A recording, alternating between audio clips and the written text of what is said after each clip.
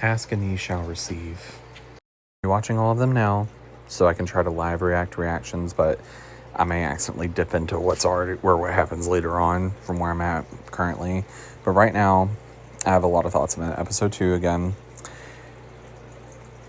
With the whole like Serpentious thing. And I've kind of always thought about this, like ever since season 1.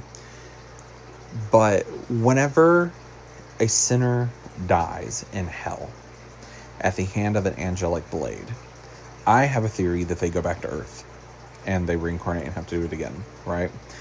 I also think that the reason why Serpentious didn't die, because one time I saw it was a theory that the reason Serpentious went to heaven was because he was hit by Adam's redeeming light. I don't think that's the case. I don't. I think that it's interesting. I think it would have been an interesting plot curve if they would have went that way. Really cool that like an angel has the ability to redeem somebody or to forgive someone. I think that would be really cool. I don't think that's the case though.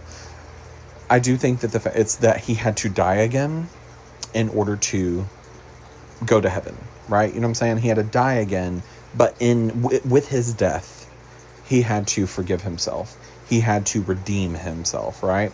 And I think that there is something very interesting that is doing here that also the show Lucifer did, where it's like a self-actualization. You're in hell because you carry a guilt. You carry a sin with you to hell. You forgive yourself for the sin, you might be able to be redeemed. And I think that's what we experienced there, is that Serpentious had been on his way to redemption the whole time, right?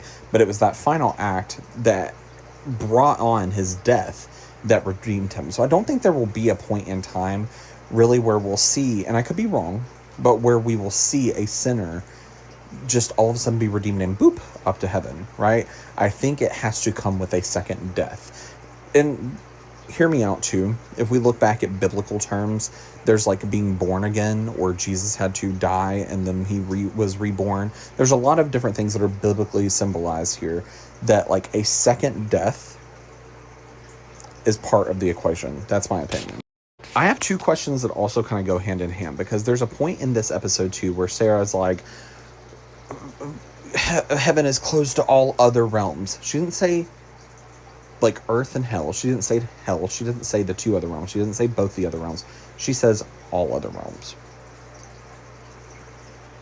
She makes it sound like there's multiple, right? If I was in heaven and I was like, it's closed to, and it was just earth and hell, I would not say all other realms. I'd say closed to earth and hell, or both other realms, or the other realms. You know what I'm saying? Like, all other realms really makes it sound like there's multiple here. How many other realms are there?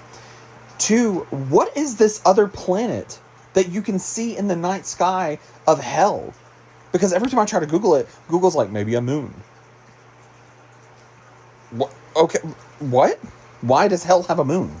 I was thinking maybe it was the paradise side of hell, because if you remember, the paradise side of hell was a place in the Bible in the Old Testament before Jesus went and took the keys to hell after he died, right? So that's whenever heaven became open to humans, to people.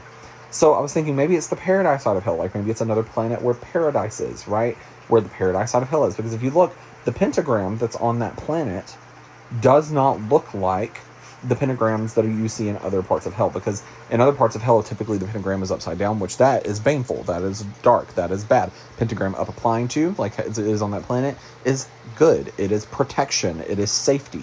So, you know, that's one thought, or one question I have. Also, this twink and this bear, they're dating, right? Right. So the song that Sarah and the voice of God, the like speaker of God, sing together, I love that song. That is beautiful, stunning, emotional. Like, it's, I mean, don't get me wrong, the whole soundtrack of this entire show is great, but that song like doesn't feel like it's just part of the soundtrack. You know what I'm saying? Like, it has a different sound to it, basically, is what I'm saying.